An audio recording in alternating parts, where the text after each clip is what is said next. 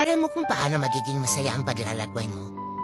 Dapat kontento ka at marunong kang magpasalamat sa lahat ng ibibigay sa iyo sa paglalakbay. Mapapagsubok man yan o kaligayahan, magpasalamat ka. At syempre, sa paglalakbay mo, dapat alam mo kung sino ang isasama mo. Kasi ang dami-daming gustong sumama. Pero ang iba dyan, gusto lang talagang sumama para makita kang bumagsak at matumba habang ikaw ay naglalakbay. At pipilitin kang hihirain para hindi mo makuha ang gusto mo makamtan. At syempre, dapat sa paglalakbay, kahit anong mangyari, pipiliin at pipiliin mo pa rin maging masaya. Para at least, darating ang araw, nakamtan mo na ang gusto mo makamtan, naabot mo na ang pangarap mo.